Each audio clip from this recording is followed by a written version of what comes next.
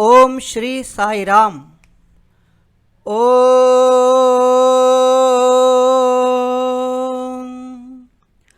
గణేశాయ నమః, సరస్వత్యై నమః, శ్రీ గురుభ్యో నమః. హరి ఓం. మూకం కరోతి వాచాలం పంగుం లంఘయతే గిరిం యత్కృపాతమహం వందే పరమానందమాధవం. సత్యసాయినం విష్ణుం పురాణపురుషోత్తమం సర్వత్ర స్థితం దైవం నిత్యం వందే జగద్గురుం.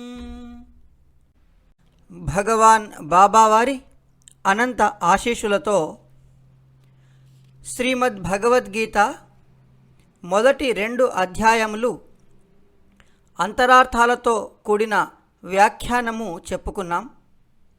ఇప్పుడు 3వ అధ్యాయము కర్మయోగము. కర్మ అంటే పని చేయుట. కురు అనే ధాతువు నుంచి కర్మ అనే పదం వచ్చింది. మనము చేస్తున్న ప్రతి పని కూడా కర్మ కిందికి వస్తుంది. సో భగవానుల దయతో చేస్తున్న పనిని, కర్మను ఒక యోగముగా, భగవంతునికి ప్రీతికరముగా, మనుజుడు బంధము నుండి విముక్తి అయ్యేలా, మనుజుడు శ్రేయో మార్గములో తనకు చాలా చాలా చాలా లబ్ధి పొందేలాగా, జీవిత లక్ష్యాన్ని చేరే దిశగా కర్మను ఏ విధంగా చేయాలి, అట్టి యోగము ఏమిటి, ఈ వివరాలన్నీ తెలుపుతూ కర్మయోగమును బోధిస్తూ ఉన్నారు శ్రీకృష్ణ పరమాత్మ.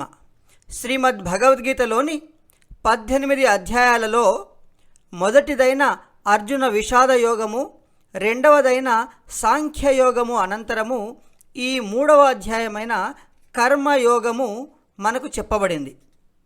మొట్టమొదట అనేకమైన సంధి ప్రయత్నములు విఫలమైన తర్వాత అనివార్యమైన యుద్ధానికి పూర్తిగా సన్నద్ధుడై అర్జునుడు వచ్చి 2 సేనల మధ్య రథము నిలుపమని కృష్ణుని కోరి, వైరిపక్షంలో ఉన్న బంధువులను, గురువులను చూసి ఇక తాను యుద్ధము చేయలేనని రథముపై గాంధీవము జార విడిచి చతికిల పడిపోయినాడు. సమీపముననే ఉన్న శ్రీకృష్ణ భగవానులు మొట్టమొదట ఆత్మజ్ఞానబోధ అర్జునునికి కావించినారు. చూస్తున్న దేహములు నిజస్వరూపములు కావని, ఆత్మతత్వము మాత్రమే నిజస్వరూపమని, ఇందులో ఈ దేహములన్నీ కూడా నశ్వరములే, నీవు చంపకున్నను ఈ దేహములు నిలిచినవి కావు, క్షాత్రధర్మము ప్రకారము నీ యొక్క విద్యుక్త ధర్మమైన ధర్మయుద్ధమును నీవు చేయవలసిందే అని 2వ అధ్యాయమైన సాంఖ్యయోగంలో ఆత్మజ్ఞాన బోధ శ్రీకృష్ణ భగవానుడు అర్జునునికి ఉపదేశిస్తాడు. అట్టి 2వ అధ్యాయంలోనే నిష్కామ కర్మయోగము గురించి చాలా విపులంగా వివరిస్తారు. చివరికి స్థితప్రజ్ఞుని లక్షణాలని వివరిస్తారు. కాబట్టి ఈ 3వ అధ్యాయమైన కర్మయోగములో మొట్టమొదట అర్జునుని యొక్క సందేహముతో ఈ అధ్యాయం ప్రారంభమవుతుంది. అర్జునౌవాచ జ్యాయసి చేత్ కర్మణస్తే మతా బుద్ధిర్జనార్దన తత్కిం కర్మణి ఘోరే మాం నియోజయసి కేశవ. ఓ కేశవ, ఓ కృష్ణ, నీవు 2 మార్గములు చెప్పి ఉన్నావు. జ్ఞానయోగము చెప్పావు, నిష్కామ కర్మ చెప్పినావు. తిరిగి జ్ఞానమే కర్మ కంటే శ్రేష్టమైనది అని నీ అభిప్రాయమని నాకు అర్థమైంది. ఒకవేళ జ్ఞానమే కర్మ కంటే శ్రేష్టమైనది అయినచో నన్ను యుద్ధము చేయడము అనే ఈ కర్మలో ఎందుకు ప్రవేశించమని అడుగుతున్నావు? నేను కూడా ఎక్కడికో అరణ్యానికి వెళ్ళి ఆత్మ అనాత్మ విచారణ చేసుకుంటాను కదా. కాబట్టి జ్ఞానము చెప్తున్నావు, కర్మ చెప్తున్నావు, ఈ రెండు కాకుండా నాకు ఏదైనా వీటిలో ఏది మేలు, నేను ఏమి చేయాలి, నిశ్చయముగా నాకు ఎరిగించండి, నాకు తెలపండి అని ప్రాధేయపడతాడు అర్జునుడు. దానికి శ్రీకృష్ణ భగవానులు చెప్తూ ఉన్నారు, రెండు మార్గములు ఉన్నాయి. ఒకదానితో ఒకటి ఎవరి యొక్క స్థాయిని బట్టి, ఎవరి యొక్క సాధనా సంపత్తిని బట్టి, వారి వారి యొక్క రుచిని బట్టి, అర్హతను బట్టి, జన్మజన్మలుగా వారు ప్రయాణించిన మార్గాన్ని బట్టి ఎంచుకోవాల్సి ఉంటుంది. శ్రీ భగవానువాచ లోకేస్మిన్ ద్వివిధా నిష్ఠా పురా ప్రోక్త మయా నఘ జ్ఞానయోగేన సాంఖ్యానాం కర్మయోగేన యోగినాం. అనఘ అని సంబోధించారు అర్జునుడిని కృష్ణ పరమాత్మ. అంటే పాపరహితుడవైన ఓ అర్జున, పూర్వకాలములో ఈ లోకంలో సాంఖ్యులకు నేను జ్ఞానయోగాన్ని బోధించాను, యోగులకు కర్మయోగాన్ని బోధించాను. సాంఖ్యులు అంటే తత్వ విచారము చేసేవారు, ఆత్మ అనాత్మ విచారము చేసి జ్ఞాన మార్గంలో ప్రయాణించే వారికి జ్ఞానయోగాన్ని బోధించాను. నిత్య విద్యుక్త ధర్మాల్ని నిర్వహిస్తూ తమ కర్తవ్య కర్మల్ని నిర్వహించుకుంటూ నిష్కామముగా ఏ విధంగా భగవత్ సన్నిధికి చేరుకోవాలో అట్టి వారందరికీ కూడా నేను కర్మయోగాన్ని బోధించాను అని శ్రీకృష్ణ పరమాత్మ చెప్తూ ఉన్నాడు. అంటే నిజంగా చెప్పాలంటే ఒకటి ఎక్కువ ఒకటి తక్కువ అని మనం చెప్పలేం. వారి వారి యొక్క స్థాయిని బట్టి, అర్హతను బట్టి వారు ఎంచుకోవాల్సి ఉంటుంది. దీనికి లౌకికముగా మనం ఒక ఉదాహరణ చెప్పుకోవచ్చు. హైదరాబాద్ నుండి విజయవాడ వెళ్ళాలి అంటే బస్సుపై వెళ్ళవచ్చు, ట్రైన్పై వెళ్ళవచ్చు, విమానంపై వెళ్ళవచ్చు, లేదా సైకిల్పై వెళ్ళవచ్చు. కానీ మన యొక్క గమ్యమైన విజయవాడ చేరుతాం. ఈ ఒకవేళ జ్ఞానయోగము అనేది విమానంతో సమానము అనుకుంటే అట్టి స్థాయి ఉండాలి. కేవలము ఏదో ఒక చిన్న కూలీ చేసుకుంటూ ఉన్న సాధారణమైన వ్యక్తి విమానంలో ప్రయాణం చేసే ఖర్చు భరించలేకపోవచ్చు. అలాగని ఆ వ్యక్తి చేరవలసిన గమ్యస్థానమైన విజయవాడకు చేరడానికి వీలు లేదు, అర్హత లేదు అనడానికి కూడా సరి అయినది కాదు. ఎటువంటి వారైనా సరే గమ్యస్థానానికి చేరవచ్చు, అంటే భగవత్ సన్నిధికి చేరవచ్చు. ఒక్కొక్కరు వారి సాధనా సంపత్తిని బట్టి, వారి యొక్క జన్మజన్మల సంస్కారాన్ని బట్టి జ్ఞాన మార్గమనండి, కర్మ మార్గమనండి, ధ్యాన యోగము లేదా రాజయోగము అనండి, లేదా భక్తి యోగము అనండి, ఈ 4 యోగములలో, ఈ 4 మార్గములలో ఏదైనా ఒక మార్గాన్ని ఎంచుకోవచ్చు. అర్జునుడు క్షత్రియుడు కాబట్టి ఆ క్షత్రియ ధర్మమైన ధర్మయుద్ధంలో ఉండడానికి ప్రేరేపిస్తున్నారు భగవానులు. ఇంకేం చెప్తున్నారు? కొద్దిమంది అంటూ ఉంటారు, అసలు ఏ విధంగా కర్మలు చేయకపోతే కర్మలే అంటావు కదా, కర్మ చేస్తే కదా అది మంచిదా చెడ్డదా, మంచిదైతే మంచి ఫలితము, చెడుదైతే చెడు ఫలితము అనుకుంటున్నాం కదా, అసలు నేను కర్మనే చేయను, నేను ఏ కర్మను చేయను, ఇది చాలా మేలు అని ఒక దురభిప్రాయం ఉంది. కానీ ఇది చాలా తప్పు అని తెలియజేస్తున్నారు కృష్ణ పరమాత్మ. ఎందుకు? నీవు పరమ సోమరిగా తయారవడానికి మాత్రమే నేను కర్మ చేయను అన్నది పనికి వస్తుంది. కానీ నిజంగా కర్మ చేయకుండా ఈ లోకములో ఏ మనుజుడు కూడా ఒక్క క్షణం కూడా ఉండలేడు. నహి కశ్చిత్ క్షణమపి జాతు తిష్టత్య కర్మకృత్ అని చెప్తూ ఉన్నారు కృష్ణ పరమాత్మ. మనం తినడం, త్రాగడం, నడవడం, మాట్లాడటం, శ్వాస తీసుకోవడం కూడా కర్మనే. శ్వాస తీసుకోకుండా ఎవరైనా ఉండగలరా? నడవకుండా ఎవరైనా ఉండగలరా? ఆహారం తీసుకోకుండా ఎవరైనా ఉండగలరా? ఒక్క క్షణం కూడా శ్వాస తీసుకోకుండా ఉండలేం. కాబట్టి క్షణము కూడా కర్మలు చేయకుండా మేము ఉండగలము అన్నది పూర్తిగా సరి అయినది కాదు అని సోమరితనాన్ని, అలసత్వాన్ని కొట్టివేస్తున్నారు కృష్ణ పరమాత్మ. దీన్నే Bhagwan Baba laziness is rust and dust, realisation is rest and best అంటారు. మరికొంతమంది ఉంటున్నారు 5 కర్మేంద్రియముల ద్వారా 5 జ్ఞానేంద్రియముల ద్వారా ఏమీ చేయడం లేదు అన్నట్లుగా పైకి నటిస్తూ ఉంటారు.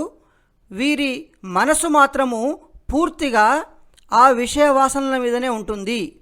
వీరిని భగవద్గీతలో మిథ్యాచారులు అని చెప్పారు. మిథ్యాచారస్స ఉచ్యతే.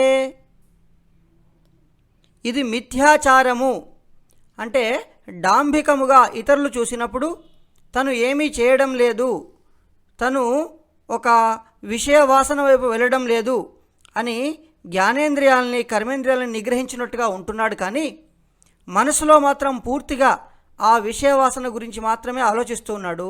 ఇట్టివాడు ఎప్పుడో ఒకప్పుడు చాలా చాలా చాలా ఆ విషయ వాసనలు లాగేసి ఆ కర్మ మీద ఇతను చేసే అవకాశము చాలా ఉంటుంది. కాబట్టి మనం ఏం చేయాలి? జ్ఞానేంద్రియములతో, కర్మేంద్రియములతో ఏ కర్మ చేసినా మనసుకు అంటకుండా మనము అనాసక్తులుగా, ఆసక్తి లేకుండా, బంధనము లేకుండా, దాని మీద సంగబుద్ధి లేకుండా, దానితో మమైకము కాకుండా సమబుద్ధితో మనము కర్మల్ని చేయాలి.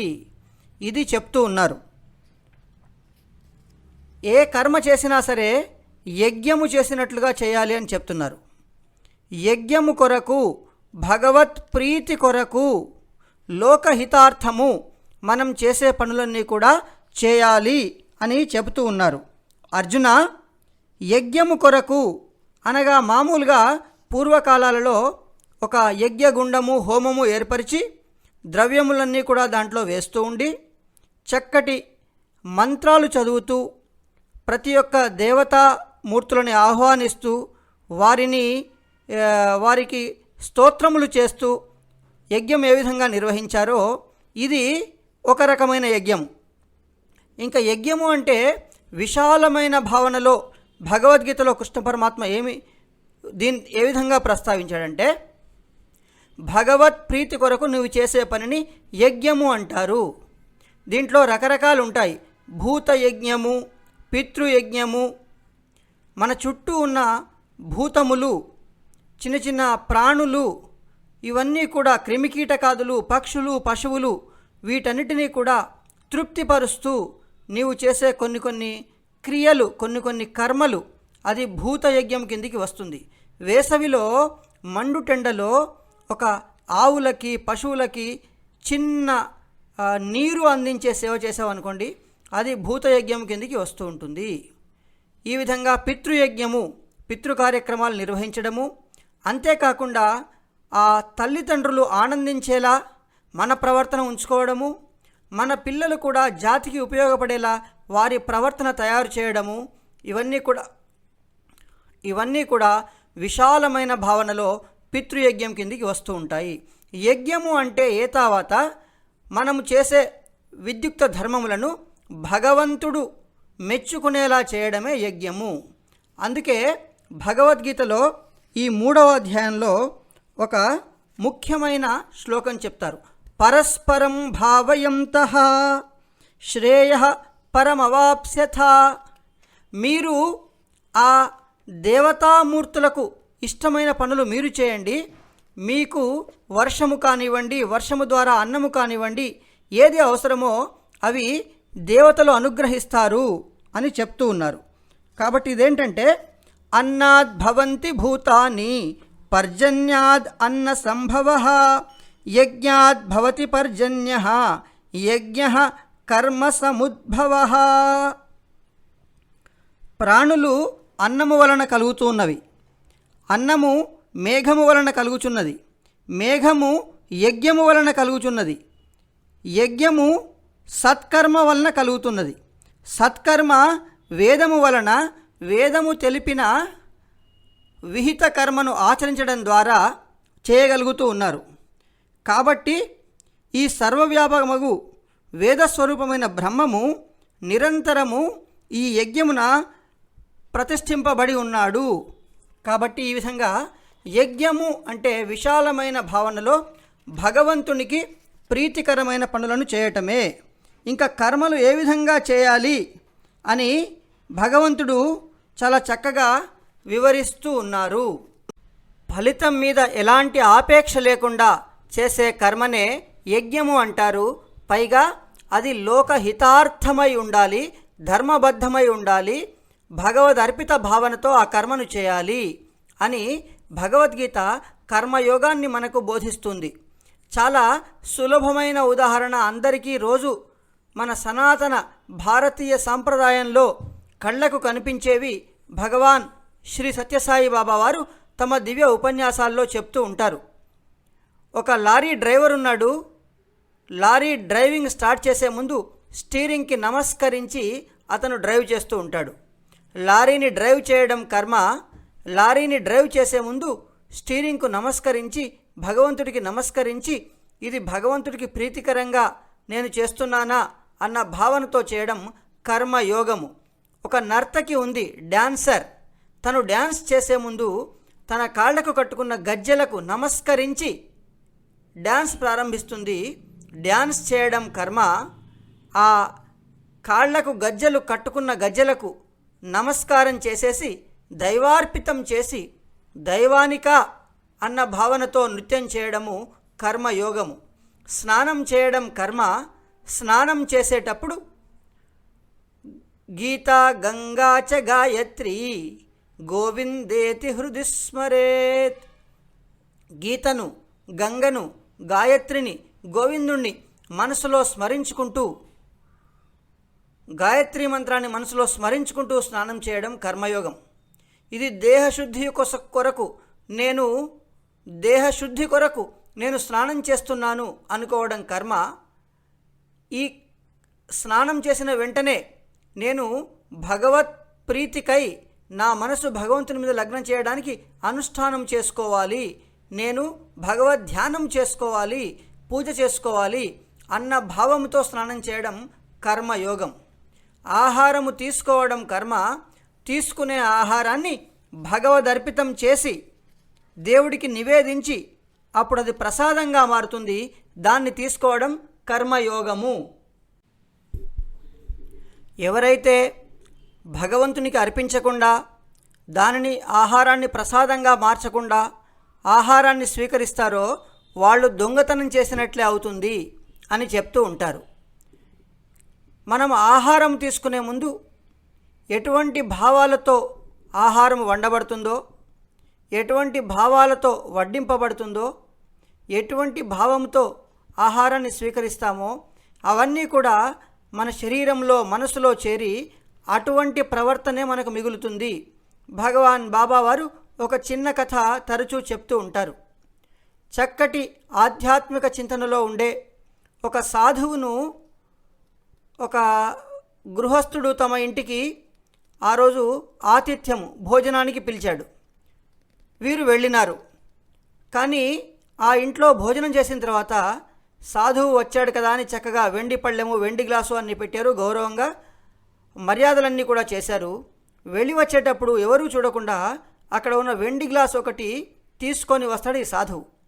మరుసటి దినము తను పూజలో కూర్చున్నప్పుడు ఇదంతా కూడా మళ్ళీ గుర్తుకు వచ్చి ఒక్కసారి తన తపశ్శక్తితో ఎందుకు ఈ విధంగా జరిగింది అని చూస్తే, ఎవరింటికైతే తను భోజనానికి వెళ్ళాడో ఆ ఇంట్లో వంట చేసేవాడు పూర్వాశ్రమంలో కొన్ని దొంగతనం చేసే అలవాట్లు అతనికి ఉండేవి. దొంగతనం చేస్తున్నప్పుడల్లా చక్కగా అన్ని రకాల వెండి కంచములు, వెండి గ్లాసులు అన్నీ చూసి ఏదైనా ఒకటి ఆ వెండి గ్లాస్ తీసుకెళ్తే బాగుండు అన్న భావముతోనే వంట పూర్తిగా వండినాడు. అట్టి మనసులో దొంగతన భావములను స్మరించుకుంటూ వంట వండిన ఆ వంటను ఎవరైతే భుజించారో వారికి కూడా దొంగతనము చేయాలన్న భావన కలిగింది. అయితే వీరు చాలా తపస్సంపన్నులు కాబట్టి వెంటనే గుర్తెరిగి తన తప్పిదాన్ని చెప్పి వారికి అర్థమయ్యేలా ఇవన్నీ కూడా విచారించి ఎందుకు జరిగిందో కూడా వారికి తెలియపరిచారు. భగవాన్ బాబావారు ఎంత ప్రాముఖ్యత ఇస్తారంటే పాత్రశుద్ధి, పాకశుద్ధి, భావశుద్ధి, బాంఢశుద్ధి. అంటే కడిగే పాత్ర శుభ్రంగా ఉండాలి. మనము ఎక్కడ కూరగాయలు కొంటున్నామో ఆ పండించేవారు కూడా పవిత్రమైన భావంతో పండించిన వారై ఉండాలి. ఎవరైతే ఆహారాన్ని వండుతున్నారో వారు కూడా చాలా సౌమ్యముగా భగవన్నామాన్ని స్మరిస్తూ వండడము చాలా శ్రేయస్కరము. అట్లు కాక ఆ కూరగాయలు తగినప్పుడు చాలా కోపంతో చాలా దుఃఖిస్తూ తరుగుతూ ఉంటే, ఆహారాన్ని వండినప్పుడు ఆ గృహిణి చాలా కోపముగా చాలా దుఃఖిస్తూ విచారిస్తూ వండుతూ ఉంటే ఆ భావాలన్నీ కూడా ఆహారంలోకి ప్రవేశిస్తాయి. తినేవారికి అవే రకమైన ఇబ్బందికర మనస్తత్వము అభివృద్ధి అవుతుంది. మరి ఇవన్నీ కూడా నా కంట్రోల్లో లేవు కదా, నేనేం చేయాలి అంటే దీనికి భగవద్గీతా పరంగా భగవాన్ బాబావారు ఆనందబాలుడే ఆనందబాలుడై తనవారి గుర్తింప తరలివచ్చే అన్నట్లు ఎప్పుడూ చెప్తూ ఉంటారు. ఆహారాన్ని భగవదర్పితం చేయండి, అప్పుడు ఈ దోషములన్నీ కూడా నశించి ఈ దోషములన్నీ కూడా తీసివేయబడి అది ప్రసాదంగా మారుతుంది. అందుకే స్వామి ఎప్పుడూ కూడా ప్రైమరీ స్కూల్ లాంటి చిన్న పిల్లల దగ్గర నుంచి అందరినీ ప్రోత్సహిస్తారు. సత్యసాయి సేవా సంస్థలలో అందరూ కూడా ఆహారం ముందు ఓం బ్రహ్మార్పణం బ్రహ్మహవిః బ్రహ్మాగ్నౌ బ్రహ్మణాహుతం బ్రహ్మైవ తేన గంతవ్యం బ్రహ్మకర్మ సమాధినా అహం వైశ్వానరో భూత్వా ప్రాణినాం దేహమాశ్రితః ప్రాణ అపాన సమాయుక్తా పచామ్యన్నం చతుర్విధం.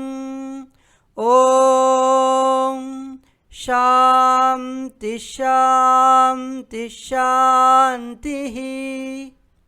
ఈ రెండు భగవద్గీతలోని శ్లోకాల్ని చదివి ఆహారాన్ని పవిత్రము చేసి ప్రసాదంగా మారిన తర్వాత తినమని ప్రోత్సహిస్తారు. ఇది అందరూ కూడా పాటిస్తూ ఉంటారు. దీంట్లో మొట్టమొదటి దాని అర్థం ఏంటంటే ఇదంతా కూడా బ్రహ్మతత్వమే, ఈ వండినవాడు బ్రహ్మనే, ఈ వండిన పదార్థము బ్రహ్మనే, వండబడిన ఆ ప్రాసెస్ కూడా అదంతా కూడా భగవతత్వమే. కాబట్టి బ్రహ్మభావంతో ఈ బ్రహ్మస్వరూపముగా ఉన్న ఈ ఆహారాన్ని నేను స్వీకరిస్తున్నాను అనుకుంటూ మనం స్వీకరిస్తే మన లోపల వైశ్వానరుడిగా మన లోపల ఒక అగ్ని ఉంటుంది. ఆ అగ్ని వల్లనే మనం తీసుకునే ఆహారము జీర్ణమవుతుంది. మన లోపల వైశ్వానరుడిగా ఉన్న భగవంతుడు చెప్తున్నాడు, నేను నీలో అహం వైశ్వానరో భూత్వా, నేను నీలో భగవంతుణ్ణి వైశ్వానరుడు అన్న రూపంలో ఉన్నాను. నీవు తీసుకునే అన్ని రకముల పదార్థాలను పచనం చేసి అన్ని అంగములకు తుష్టిని పుష్టిని సంతుష్టిని నేను అందిస్తున్నాను అని చెప్తూ ఉంటారు. ఈ విధంగా కర్మను కర్మయోగముగా చేయాలి. ఇటువంటి ఆదర్శాన్ని అందించడానికే జ్ఞాని అయినా సరే కర్మను చేస్తూ ఉన్నాడు. నిజానికి జ్ఞానికి కర్మ చేయాల్సిన పని లేదు. జ్ఞాని మాత్రమే కాదు, అవతార పురుషుడు కూడా కర్మను చేస్తున్నాడు. కృష్ణ భగవానుడు చెప్తున్నాడు, అర్జున యద్యదాచరతి శ్రేష్ఠః తత్తదేవేతరో జనాః సయత్ ప్రమాణం కురుతే లోకః తదనువర్తతే. నిజంగా చెప్పాలంటే ఈ మూడు లోకాల్లో నాకు చేయాల్సిన పని ఏమీ లేదు. నేను ఏ పనులకు కూడా అతీతుణ్ణి. కానీ ఎందుకు చేస్తున్నాను అర్జున?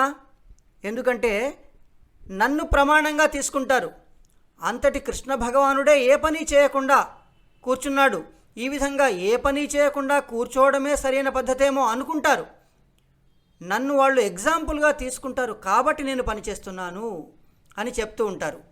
ఈ జ్ఞానులకు కూడా ఎవరైనా ద్వేషించినా, వారికి ఎవరైనా ప్రేమించినా, పొగిడినా, విమర్శించినా వీటన్నిటికీ కూడా జ్ఞాని అతీతుడు, ఇక అవతార పురుషుడు నిరాకార నిర్గుణ పరబ్రహ్మ సగుణ సాకార రూపుడై శ్రీకృష్ణ భగవానుడుగా లేదా శ్రీ సత్యసాయి ప్రభువుగా అవతరించినప్పుడు వారి గురించి మనం చెప్పక్కర్లేదు. కాబట్టి వారు లోకానికి ఆదర్శాన్ని అందించడానికి మాత్రమే కర్మల్ని చేస్తూ ఉన్నారు అని మనం గుర్తుపెట్టుకొని మనం కూడా దీనిని కర్మయోగముగా మనం చేయాలి. దీంట్లో అర్జునుడు ఒక మంచి మరొక సందేహాన్ని అర్జునుడు అడుగుతాడు. మరి పాపము అంటే కర్మలు చేయాలని ఎవరికి ఉంటుంది? పాపము చేయాలని ఎవరికీ ఉండదు కదా. అయినా సరే బలవంతంగా పాపాన్ని ఎందుకు చేస్తున్నారు? అర్జున ఉవాచ అథ కేన ప్రయుక్తోయం పాపం చరతి పూరుషః అవిచ్ఛన్నపి వార్ష్ణేయ బలాదివ నియోజితః.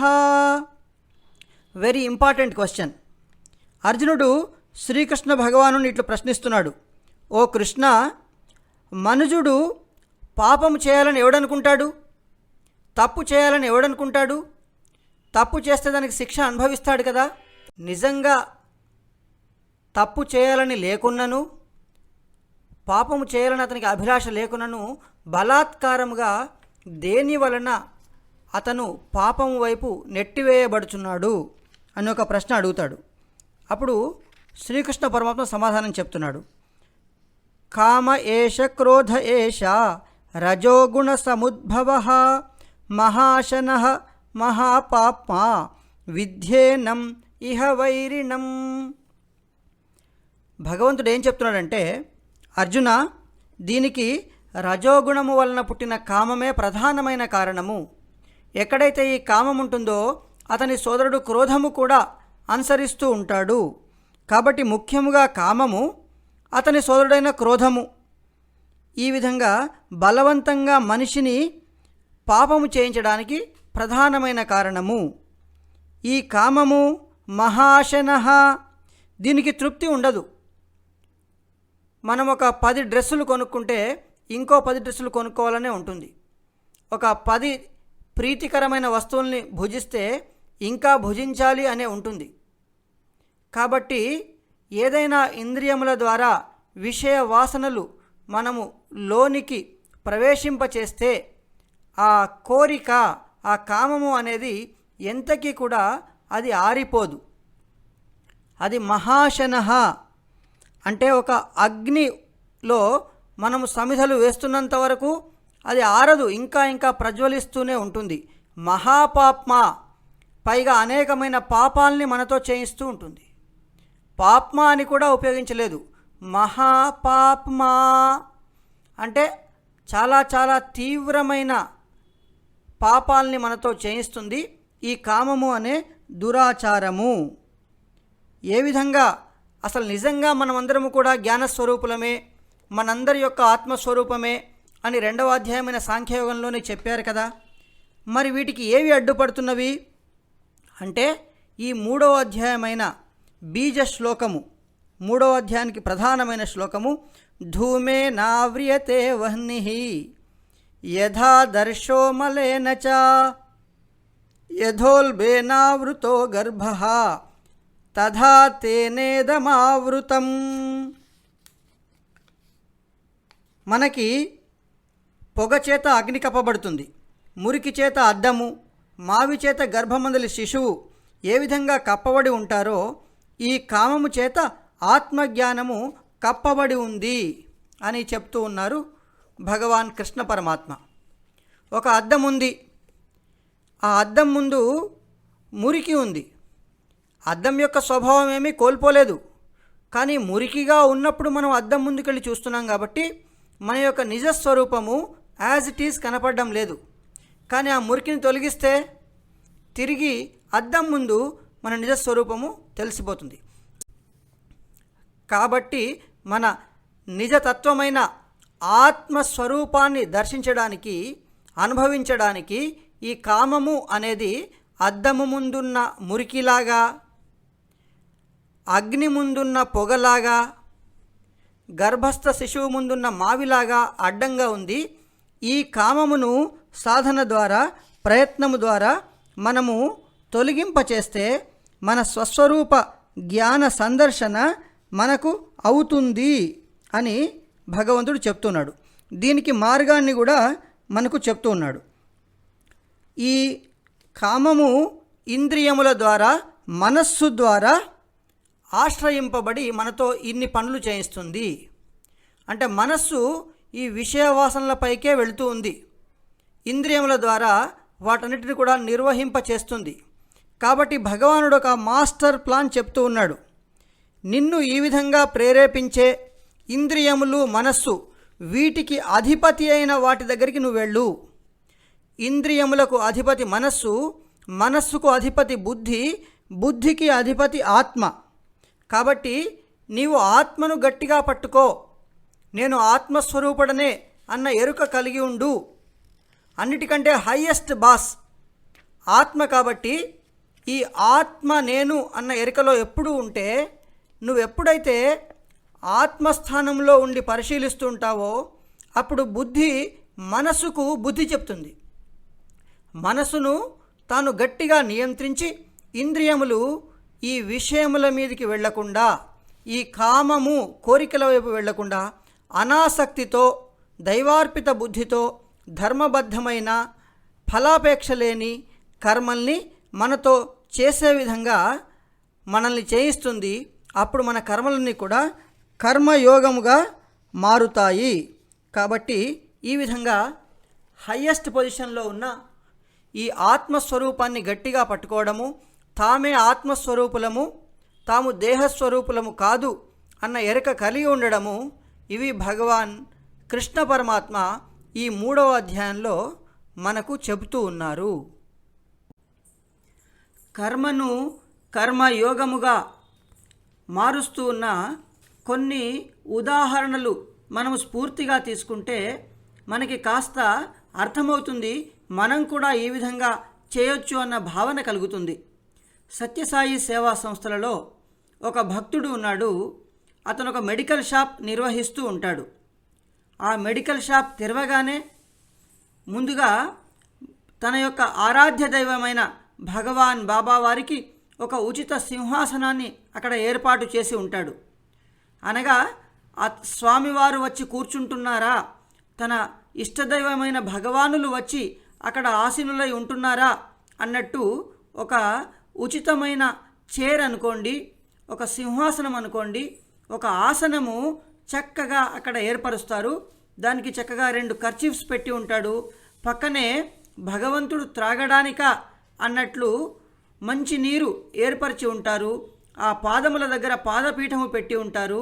అక్కడ చక్కగా పాదముల దగ్గర పాదములు పెట్టి పూజ చేసి, ఇక స్వామి అక్కడ కూర్చున్నారు, అతనే నడిపిస్తూ ఉన్నారు, నేను అతని సేవకుణ్ణి అని ఆ ఉదయం నుంచి సాయంకాలం వరకు తన వ్యాపారాన్ని కూడా నిలబడి చేస్తూ ఉంటారు. అనగా తాను చేస్తున్న కర్మ మొత్తం కూడా భగవద్ అర్పిత భావంతో చేస్తూ ఉన్నారు. ఇది ప్రాక్టికల్గా జరుగుతూ ఉన్న విషయం. 365 రోజుల్లో ఎప్పుడు షాప్ తెరిచినా ఆ బాబాగారి భక్తుడు తన యొక్క కర్మను ఈ విధమైన కర్మయోగము మార్గములో భగవద్ అర్పిత భావముతో, భగవంతుడే తనకి అవకాశం ఇచ్చినాడు, నేను వారి సేవకుణ్ణి మాత్రమే అన్న భావంతో చేస్తూ ఉంటాడు. ఇది ఒక మార్గము. మరి ఒక భక్తుడున్నాడు. ఇటువంటి వ్యాపారాన్ని నిర్వహిస్తూ ఉన్నప్పుడు భగవంతుడికి, తన ఆరాధ్య దైవానికి ఒక సింహాసనాన్ని ఏర్పరుస్తూ ఉంటారు. వారక్కడ ఆసీనులై ఉన్నారు, వారు నా తండ్రి అని ఇతను వెనకాల మరొక చిన్న, తను కూర్చోవడానికి స్టూల్ లాంటి చిన్న ఆసనం వేసుకొని వీరు పూర్తిగా ఉదయం నుంచి సాయంత్రం వరకు వ్యాపార కార్యక్రమాలు నిర్వహిస్తూ ఉంటారు. మరొక భక్తులు ఉన్నారు. భగవంతుడు నా హృదయవాసే ఉన్నాడు, నా హృదయేశ్వరుడై ఉన్నాడు, నాలోనే ఉన్నాడు అని మనసులోనే భగవంతుణ్ణి ప్రార్థించుకొని తను చేస్తున్న ఈ వ్యాపారమంతా కూడా భగవంతుడే నిర్వహిస్తున్నాడు అన్న భావముతో వారు నిర్వహిస్తూ ఉన్నారు. ఏతావాత మనము చేస్తున్న ఉద్యోగము, వ్యవసాయము, వ్యాపారము ముందుగా భగవంతుడికి నమస్కరించి భగవంతుడి ప్రీతి కొరక అన్నట్లు భగవంతుడి దయ వలనే జరుగుతున్నది అన్న భావనతో లోకహితార్థమై ధర్మబద్ధమై చేస్తూ ఉంటే ఇది చేస్తున్న కర్మ కర్మయోగముగా మారుతుంది. భగవద్గీత పరంగా ఈ కర్మయోగాన్ని అనుసరించి జీవన గమ్యాన్ని సాధించిన వారెవరైనా ఉన్నారా అన్న ప్రశ్న కర్మయోగం అంతా చెప్పుకున్న తర్వాత మనలో ఉద్భవించే అవకాశం ఉంది.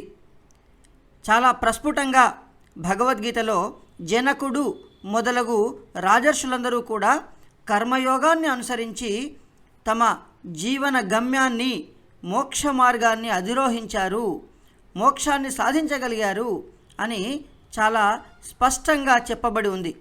మనము ఈ నవీన కాలంలో చూసుకుంటే మహాత్మా గాంధీ లాంటి వారు కూడా ఈ కర్మయోగాన్ని అనుసరించి తాము చేస్తున్న పనులను స్వతహాగా చాలా చక్కగా ఆ కర్మను కర్మయోగముగా చేస్తూ భగవంతుడే నడిపిస్తున్నాడా అన్న భావనతో చేస్తూ చివరికి ప్రాణాలు కోల్పోయే సమయంలో కూడా హే రామ్ హే రామ్ అని అనగలిగారంటే ఎంతలా భగవదర్పిత భావంతో చేస్తున్నారో మనం చూసుకోవచ్చు. మనకు తెలిసిన వాళ్ళు, మనం చూసేవాళ్ళు కొద్దిమంది ఉండొచ్చు, ఎందరో మహానుభావులు, అందరికీ వందనాలు అన్నట్లు మనకు తెలియకుండా ఆ భగవంతుణ్ణి ఆశ్రయించి భగవంతుని ప్రీతి కొరక అన్నట్లు మాత్రమే కర్మను యోగంగా చేసేవారు ఎంతోమంది ఉన్నారు. మనం ఈ కర్మయోగం ద్వారా మరొకసారి ప్రధానంగా తెలుసుకోవాల్సిన విషయాలు ఏమిటంటే, ఏ విధమైన ఆసక్తి లేకుండా, సంగము లేకుండా, అటాచ్మెంట్ లేకుండా మన యొక్క కర్మల్ని నిర్వహించాలి. ప్రతి కర్మ కూడా యోగముగా, కర్మయోగముగా మార్చుకున్నప్పుడు అది మనల్ని బంధించదు, దానివల్ల మనకు ఎట్టి హాని ఉండదు, దాని ఫలితము ఆ జనన మరణ బంధనంలో చిక్కుకుపోయే ఫలితాలు మనకు రావు. ఆ విధంగా చేయడానికి ప్రార్థన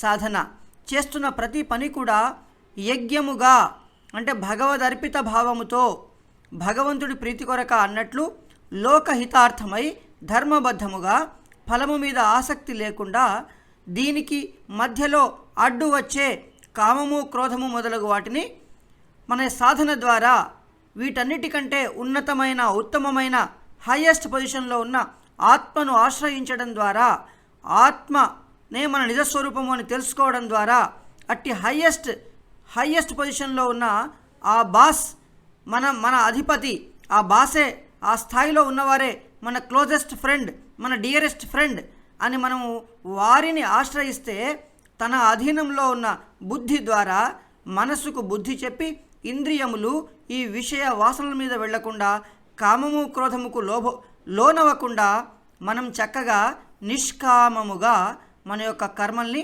చేసే అవకాశం ఉంటుంది. భగవాన్ శ్రీకృష్ణ భగవానులు ఎంతో దయతో, ఎంతో విపులంగా చెప్పిన ఈ కర్మయోగాన్ని మన నిజ జీవితంలో, దైనందిక జీవితంలో అనుక్షణం, మన నిత్య వ్యవహారిక జీవితంలో కాకుండా నిత్య వ్యవహారిక జీవితాలతో పాటు మన ఉద్యోగ, వ్యాపార, వ్యవసాయ ఏ పని చేస్తున్నా సరే దీనిని అన్వయించుకొని మన కర్మను కర్మయోగముగా తీర్చిదిద్దుకొని కర్మయోగము ద్వారా మన జన్మల్ని సార్థకం చేసుకుందాం. వర్ధతాం బ్రహ్మ విద్యాచ లోకేభ్య సుఖమేధతాం. జై సాయిరామ్.